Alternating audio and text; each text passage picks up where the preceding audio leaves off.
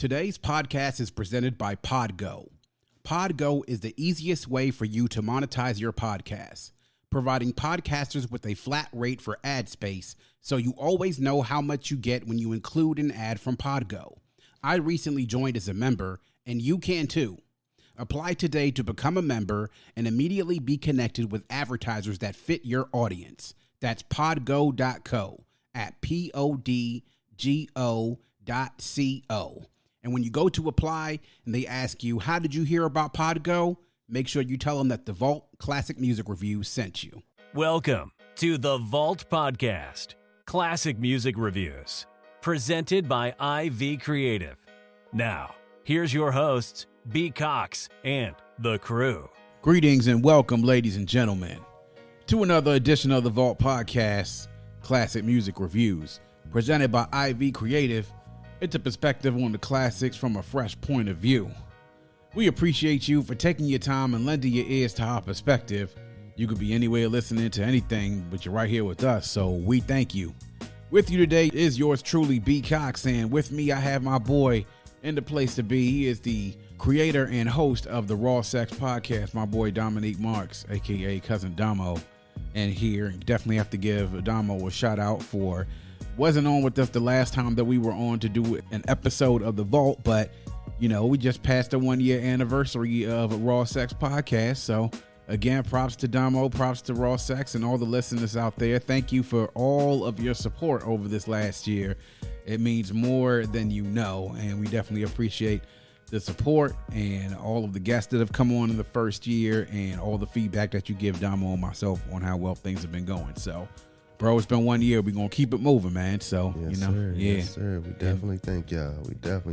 And, you know, make sure y'all are checking that out. It's every Friday, usually Thursdays or Friday, and you can check the Raw Sex. Make sure you're following them at Raw Sex Podcast on IG and at Raw Sex Podcast 1 on Twitter as well. So make sure y'all check us out, man, and show some support to your boys. Of course, as we like to say, every episode here at The Vault, we like to take you back in time. And our motto here at The Vault is hashtag open the vault, hashtag nothing but the classics at NBTC. And of course, we want to give a shout out to all of our fans here at The Vault for showing us love. Of course, we passed our 1 year for quite some time. And we're excited about the rest of this year. And it's got a really ambitious schedule for the rest of this year leading up into next year, which will be massive. So thank you all again, everyone listening stateside and of course internationally, man. We appreciate all the support on social media. The numbers continue to be great, even on our new host, Red Circle. And Domo, today we take a trip back on down memory lane, going back 20 years ago. And of course, what we're looking at 20 years ago is looking at the duo of Talib Kweli and DJ Hi-Tek, Reflection Eternal, and their debut album, Train of Thought, which was released October 17th, 2000 on Raucous Records, 20 years ago. And this was one of the big and landmark releases on Raucous Records. You know, Raucous, everybody knows their catalog well. They had a very explosive but a very short run in the industry, and definitely served as a lane for people who were sort of not into the industry as far as commercial rap, that they really gave some sort of lane for those who were into underground rap that were really not tired of like the flashiness of the commercialism of like the mainstream hip hop. So this really was one of those projects that fit into that mold. Particulars about Reflection Eternal's Train of Thought. It was released on October 17th, 2000, was recorded in 99 and 2000. The studio recorded at the legendary Electric Lady Studio in New York City. Runtime of 65 minutes and 53 seconds. There were producers on here, Hi-Tek, Talib Kweli, and of course there was also production by the late great jazz musician Weldon Irvine, who lent his production chops on track number 8, African Dream, where was one of the more interesting tracks on this. To see his work, of course, with this just sort of lends also to some of the other voices and producers that were on this album as well. So to me, I thought this was a project that was well put together and planned, and it was also something that was a great follow-up to the great year that Raucous had in 1999, where they were just starting to really explode out there amongst the consciousness of those who were in the hip-hop community, but then really into those who were not, like into the underground hip-hop community, you know, in the coastal cities of New York and LA. Domo, here we are, Train of Thought by Kweli and Hi-Tek, Reflection Eternal. And, you know, this is something, you know the circles that we traveled in. We were big raucous heads in high school, you know, our lunch table crew. And the year before this came out, well, when we were in high school, we saw Kweli and Mos Def, Black Star, come out with their debut album. My last year in high school, we saw Mos Def come out with Black on Both Sides. We also saw Pharoah Monch's Internal Affairs come out as well. And this was in the year of 2000 after I'd already left school and you were in your last year at Bowie. But this was something that really, to me, during that transitional time where I think they kind of solidified themselves as a label where, you know, it was more than just being able to see that it was just Mos Def and then a lot of other underground artists that people didn't know. So, but your perspective on it, I mean, looking back then as far as what the album, how the album was, what you thought about it then, and then listening to this past week, what you thought about it now, 20 years later. First of all, you left me at Bowie High School. I did. The greener pastures. I did. The Morgan State. Mm-hmm. But I remember getting this album. And, of course, I was ready for it because, of course, like we say in other episodes, back then it was one of those hype albums in the source or wherever you read your hip-hop information from where, you know, we got to get the hype from the album. Like, hold on. Yeah. They going through there talking about, oh, yeah, DJ Hi-Tek and then, oh, Talib. Like, okay, all right, when this come out? Yeah. And back then, they really didn't push albums back like that. They had a solid date. Yeah. So when you saw it in the magazine, it said October or it would say fourth quarter. Yeah. And you're like, all right, that don't come in fourth quarter. So when, and maybe another magazine to come out and you're like, oh, it's coming on this day. It's coming out on that day? All right.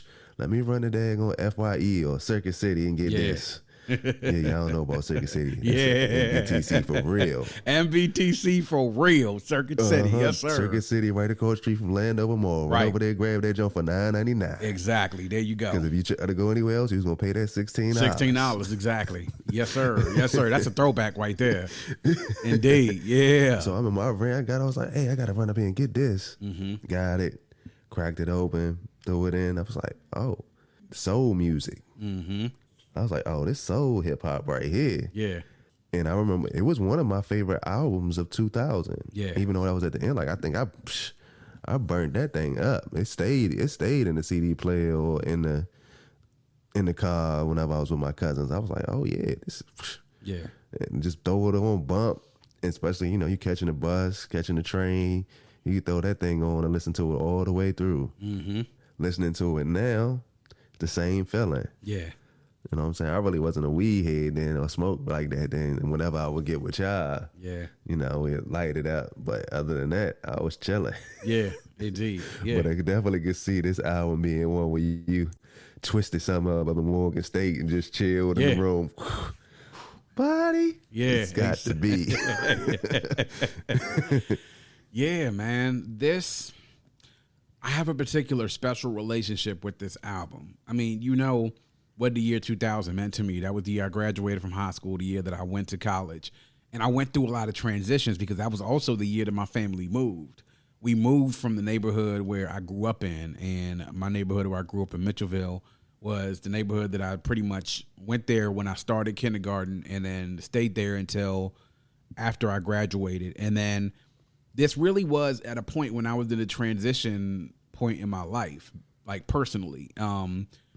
I had officially become an adult, though I really wasn't an adult, but I was grown, though, at that particular time, as we say, right? And I'm going to Morgan, and I'm really starting to adjust to life being away from home, even though I'm only an hour away, but it's still different. I'm living with somebody that's not related to me. I'm going to classes. Going across campus and seeing beautiful women, seeing different types of students. You have like the Afrocentric folks. You got the fashion people from all these different states, from New York and Jersey. You got the Baltimore folks. You got the international students. And it really was a time where things were starting to change. And then particularly the reason why I remember this album, because this was right around the time my family moved out of our home, the one that I grew up in. And then we moved and we were kind of like not really knowing where we were going to live next, but we had places to stay. To me, this was sort of like the soundtrack of that particular time of my life. And when we talk about as far as like the feeling that I got from this album, first of all, I love Kweli and Hi-Tek, but I love Kweli and Mos Def. And then the comparing with bringing Hi-Tek to do production on the Mos Def and Kweli Are Black Star album, which was incredible. Then to be able to hear also what Mos Def did with his solo album with Black on Both Sides, this was like sort of like the completion of the trilogy of like the triumvirate of Mos Def, Kweli, and Hi-Tek. Listening to this, like you said, it's soul hip hop. Like really, it makes you feel a certain type of way. Like we talk about the way that the music makes you feel. This is like the Hi-Tek production behind Kweli's lyrics and the guest spots that are on here. The soulful way that you hear, like the way that the album pumps, the bass lines on here are ridiculous. Like the way that Hi-Tek did the bass lines on these. Just it being really creative, really thoughtful. And this came at a time, like you said, this was perfect for me being in college because the subject matters was everything that I was getting ready to learn being on a historically black college campus.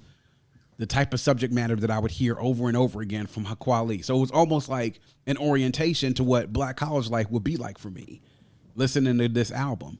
And it was soulful, it was thoughtful, and it cranked too, because it had its moments. This album had moments where it would take you to consciousness.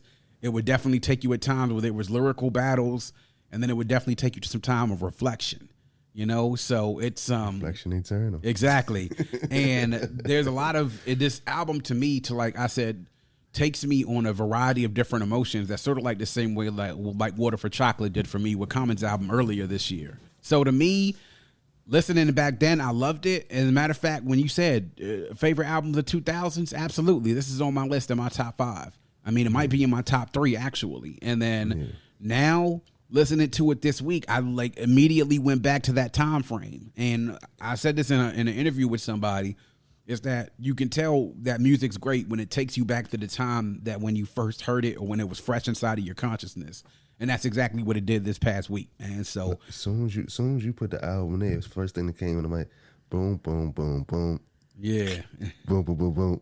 Yeah. Like, Yeah. So my girl was like, she was like, hey, you listen to the album before? I said, oh, this was my shit. I don't really got it. I said, I could skim through it for real. I said, I might have listened to it for real before, probably about 2 years ago was the last time I listened to it. I normally try to get to it once a year. You know, certain classics you try to listen to like once a year. And, you know, when you get to it, you might bump it for like a good week or 2 weeks straight, and then you get up off of it. Yeah. So when you said, I said, dang, I was just thinking about that album probably like about a month ago. Yeah. And I was like, dang. There you go. Yeah, and it's crazy like how this album is put together. All of the songs produced by Hi-Tek, of course, Weldon Irvine as well was on here that did some production. Kweli did some production on this as well. But the guest spots on here, first of all, hilarious ass guest spots by Dave Chappelle on here in 2 instances. When he did that in the beginning, I was like, yo, that can't really be like, when I first heard it, I was like, that can't really be Nelson Mandela, right? You know what? I can't even lie. When we was in the 2000, I thought that was Nelson Mandela. 2000, I thought that was Nelson Mandela. Yeah. Man. But that was Dave Chappelle, who also did a impersonation, which was his early impersonation of Rick James on the track "Touch You." But then, as far as like other skit guest spots, there was an appearance by the late great Gil Scott-Heron after the blast. There was also a guest spot by, at that time, was heavyweight champion of the world Lennox Lewis, which was a surprise as well. But here you get guest spots from the great Vinny Mojica, who did great things with Black Star, and the wonderful R&B and soul vocalist who was so underrated. You also had guest appearances by Res, guest appearances by Rod Digger, Exhibit, Cool G Rap, Kendra Ross, Les Nubians, De La Soul,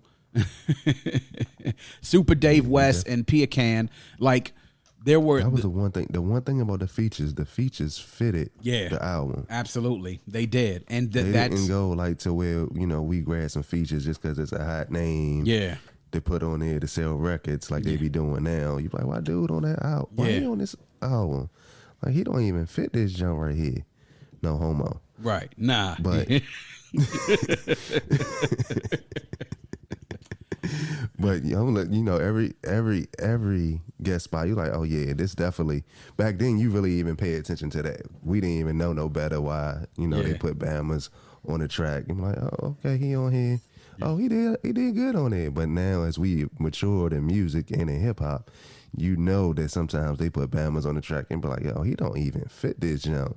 But just because it's the streaming era, you stream well. Stream well, yeah. Nah. So on these jumps right here, perfect features. Yeah, the features fit. It fit with the theme of the album. Like, it wasn't like, okay, even with Rob Digger and Exhibit being on there, the song that they were on fit the reason why they needed to be on there. Like, it was like, yo, I could definitely see why Rob Digger and Exhibit are on this track.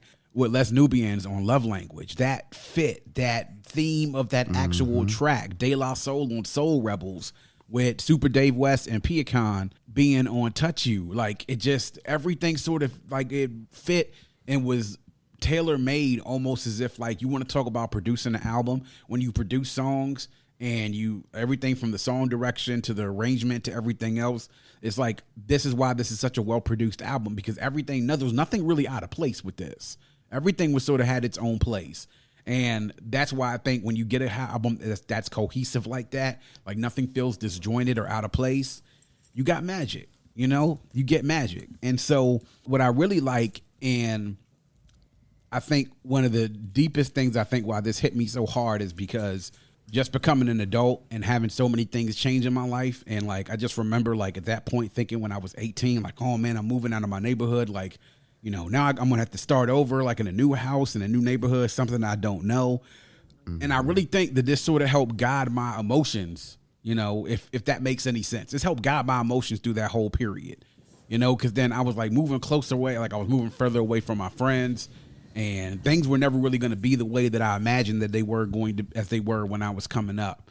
And I had a hard time sort of, I guess you could say, coming to terms with that. This sort of helped to manage those emotions for me. It was school, it was moving, it was a lot of different things coming together. So now we're going to look at the highlights, lowlights, and anything else that you thought about the album, anything that you would want to change. So, Domo, I'll just go into your highlights and lowlights, man. So just give me some of them. What did you think? The lyrics is the highlight. The production is the highlight. The way they set the album up is the highlight. It really flowed through. Like I say, I can remember just putting it on, going through. Only thing I really didn't like Touch You like that. Really? I felt I see its place where it went, it fit, and that's the thing, it fit where it was at or whatever. Yeah, in the album, but it wasn't. I could skip it. Okay. Nah, I got you. And I ain't gonna even say, because lyrics is top tier on every song. Yeah. So I can't say, oh, that song was trash. I can't give them a trash song because part of the song was his lyrics, and it's 5-star lyrics on every track. Yeah. So I can't say that. I just didn't really like Touch You. It might be the only jump where I really didn't. I was like, even listening to it now, I was like, that one really ain't for me. Yeah. And going back, I could say a song that I might have slapped on was probably Love Language. Yep, Love Language was definitely a song that I slept on from back then that I didn't understand it. Yeah. You know what I'm saying? I don't think that was a song for us to really understand when we were 18 years old, like 17, 18 years old. I don't think that was that song for us to be able to understand. It's something like now at our age, being in the positions that we are, that we understand that now. So I can say, like, if we would have did this album breakdown, I'm like, Love Language, they could have threw that away. I don't know why he put that on it, but that's 17-year-old me not going through not knowing what the hell a love language is. Right. 37-year-old me, like, oh yeah, I see what you're saying. Yeah. Oh yeah, you right. Yeah, nah, indeed, man. Anything else that you wanted to sort of point out? I can't think of the name of that group. Who got the song Bigger Than Hip Hop? What was that? Dead Press. I was surprised they wasn't on here. Yeah. I was surprised. Now thinking about it 20 years later, when I was going through, I said, damn, was Dead Press on the joint on here? No. And I'm like going through. I was like, dang, they wasn't on the joint on here? Yeah. Dang, well, I don't know why in my head I thought they was on the track on here. Because this album fits some, that theme. Fits exactly. Like their lane. That same theme. And, they actually put out a song together. I think it was on Lyricist Lounge 3 or one of these other mixers. Actually, Kweli did a track with Dead Press called Sharpshooters. And that was a pretty, actually, I got to send you the link for that song if you hadn't heard it. It's actually a pretty dope song with Kweli and Dead Prez. It fits right into that sort of that category you're talking about, you would think. And you would think they would be on something like this, but sometimes when you have different labels, it's kind of hard to be able to get a lot of different acts on there because you have to get the permission from so many different labels at times, you know? And I thought I would have got more Mos Def. Yeah. Well, you know, I think it's kind of fair because on Black on Both Sides, Kweli was on one track. And then as a result, then Mos was on one track on this one. You know what I'm saying? But, well, for me, going through my highlight list was, it's crazy. So you get into tracks 2 and 3, which are Move Something and Some Kind of Wonderful. Fairly solid track. But to me, like I said, there are times when albums get on hot streaks. So the hot streak from this album for me is from track 4 all the way through until about track, I would say 15 and then not to say the tracks after that aren't good. I really could have done without Big Dale from the Natty because I understand that was probably like Hi-Tek and Kweli's boy and they wanted to give him a little shine, but to be quite honest, you know what it reminded me of? It reminded me of like being at a go-go and hearing G spit a freestyle over like a socket beat.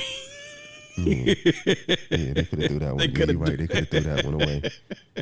It literally, it was like almost like listening to Big G spit a freestyle. Like, you know how G used to, like, nah, man.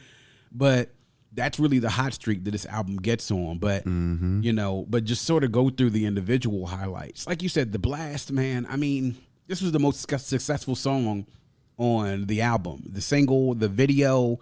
You heard Hi-Tek spit a verse and nobody even said Hi-Tek on the track like Flojo. Bet you didn't know I had flow though. It was like, yeah, I didn't know. Like, dog, you throwing down these beats and everything. The Mos Def collaboration with This Means You, just really interesting beat.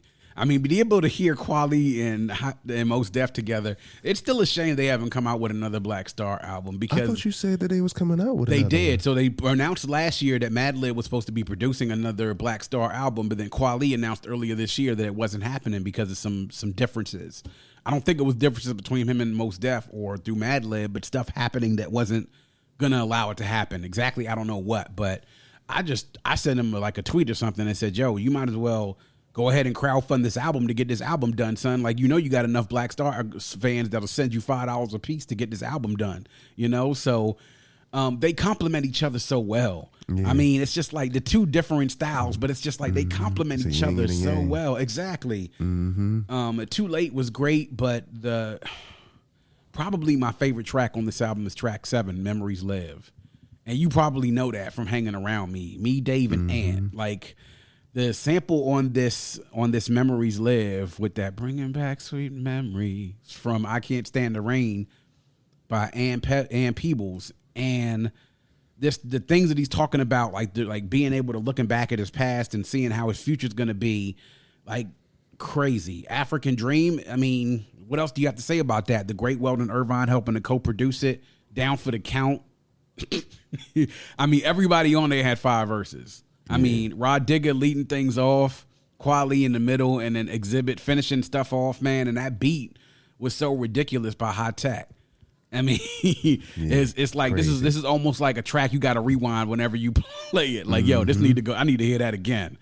Yeah, I listened to it twice this week. Yeah. I was like, oh yeah. I was like, man, what the hell?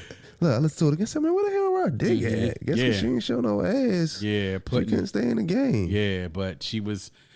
People, when I listen to that, I sort of understand. It's like, yo, why people don't never give her props when they talk about female rappers out there, yo. Well, I heard her on the Yada Mean podcast. Yeah. She was talking about why she got out the game because she saw that, you know, lyrics wasn't being taken serious. Like, look, I'm sitting up in the lab. I'm writing day in, day out. And then I see motherfuckers getting people help them write their lyrics. And then they just shooting up the charts. Like, hold on. Yeah. I thought we supposed to write our own lyrics. Right, exactly. Yeah. And she's like, when she saw that was getting pushed to the forefront, that the Bamas was cool with Bamas not writing their own lyrics, she was like, man, this game not for me no more. I was like, dang, right?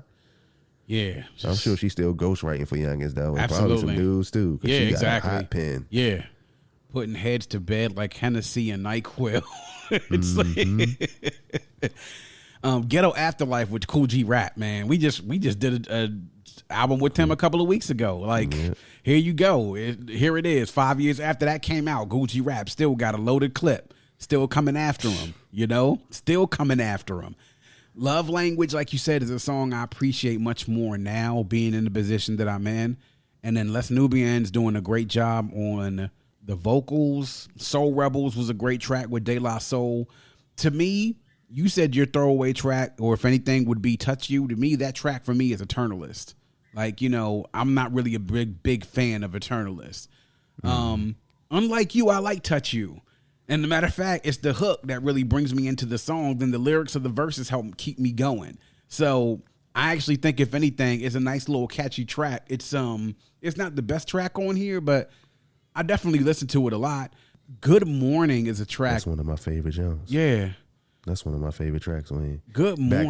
Back then and now. Yeah, like, I mean, it's a heavy track, man. Like, when you listen to now, that's still my favorite. Like, that, matter of fact, that's the first joint I went to. I didn't even start at the top of the of the hour. I went straight to that jump. I was like, boop, yeah, I gotta hear this. I gotta feed my soul on this real quick. Yeah. It's a heavy track, man. It's from the beat to the subject matter, it's just like, wow, man. I remember listening to it, and I remember I would get, like, whenever I listened to this track, I would, like, have it with me, and I would have my Discman with me. I would go to class in the morning. I had an 8 o'clock class, an English class, and I remember listening to this. It was starting to get cold. Whenever I listened to this track, I just started thinking about, like, cold, gray days, getting up, having to walk to class, and, like, having that just feeling of, like, the world being cold. Like, that's the feeling that I got from it. Yeah, it's a heavy track. And then the very last track on here, the track that from the concept of Four Women by Nina Simone, which Kweli did I mean, just the way to be able to tell these stories of these women that were in this song, it was, bruh. Yeah. I mean, so not a lot of low. I don't have any low. The only low light on here I have is Big Dale from the Natty. That's it. Because I could have done without that. They could have taken that out and I wouldn't have missed it. Because I don't even know who Big Dale is. I haven't heard a project from him.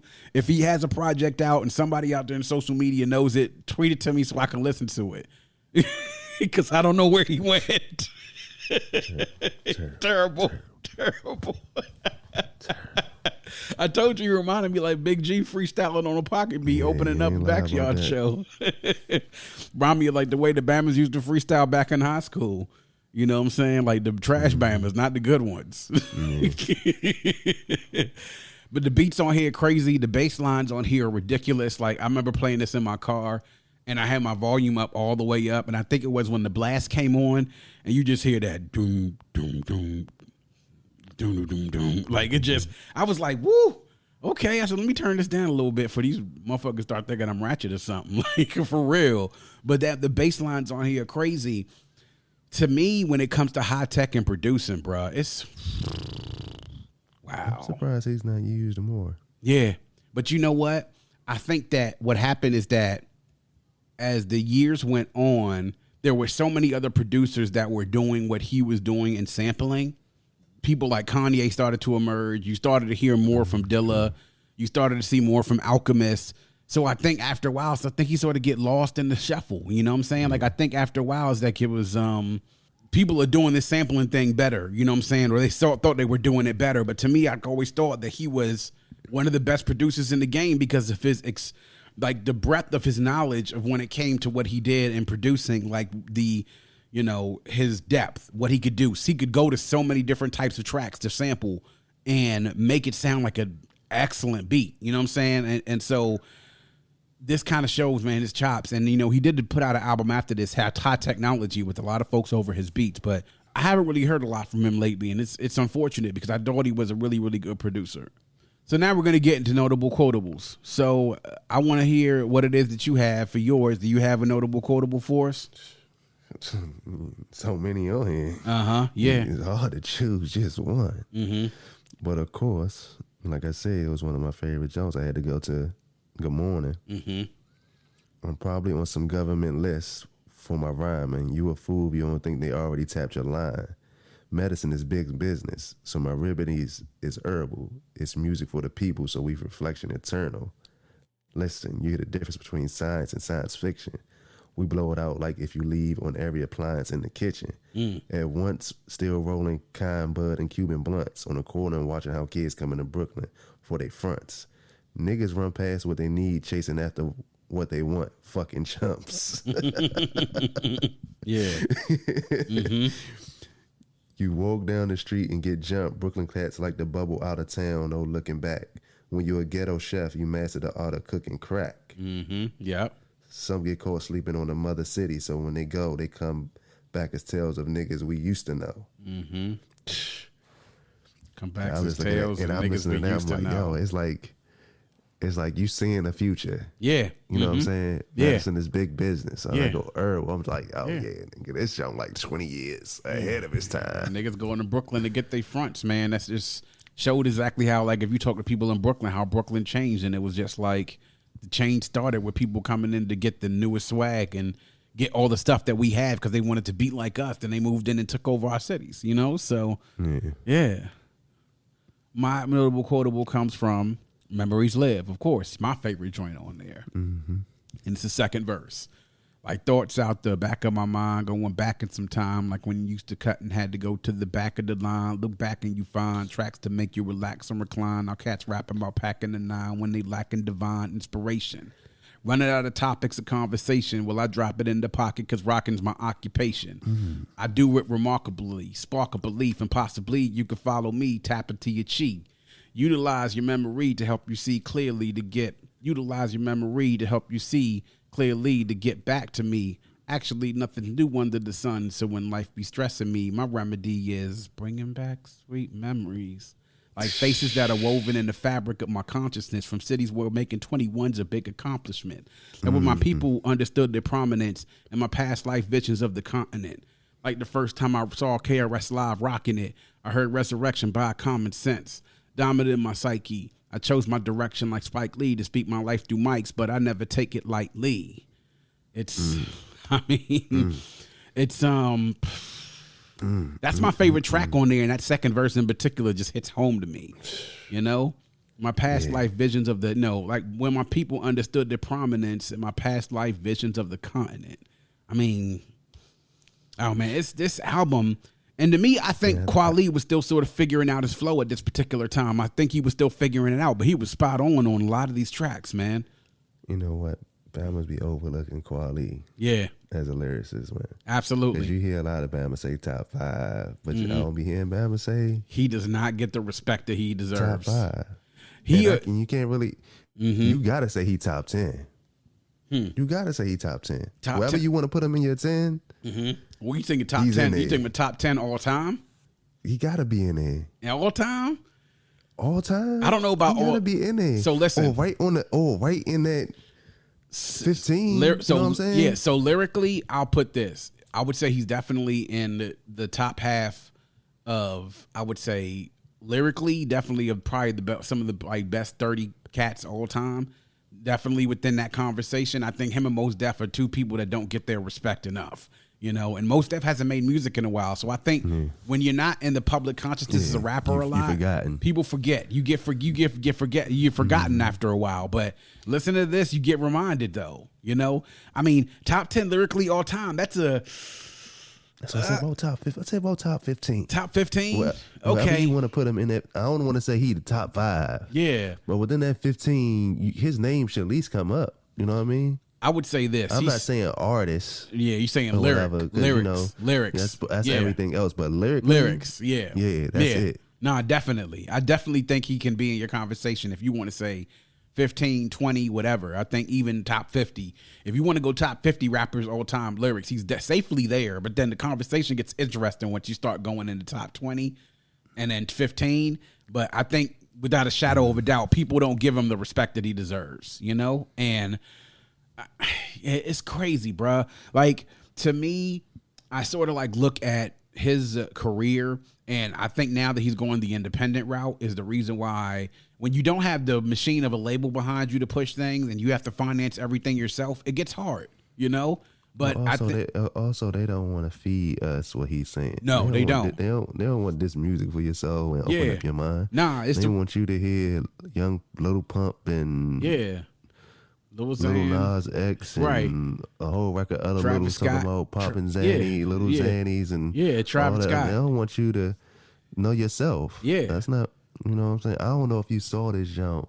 I saw it, like, I think I sent it to you. I don't know if I did or I didn't. It was Crazy Bone. He was doing something came out. He was talking about a music editor, well, a music exec had a private meeting, and they had other execs in the room, but it was other people in the room, and they was talking about how they was going to take over hip hop and what they was going to push out. Yeah. And whoever didn't agree with what was going on, they told them to leave the meeting or whatever. Like, if you didn't stand with it, leave the meeting, and you can't say whatever was said in the meeting. And said the guy came out, I guess, just recently and said he didn't put no name on it, but he said the guy came out and said everything that they said they was going to do. They did. Yeah.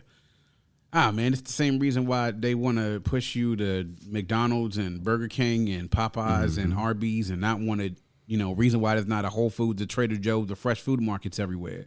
They don't want you to consume good food that'll make you well. They want to get you stuff that'll eventually get you sick so they can make money off of you. So I mean, you're right. But Kweli, when you said, like, when you're doing things and you're independent, like the way that he is, and of course he has the People's Party podcast that he does now too.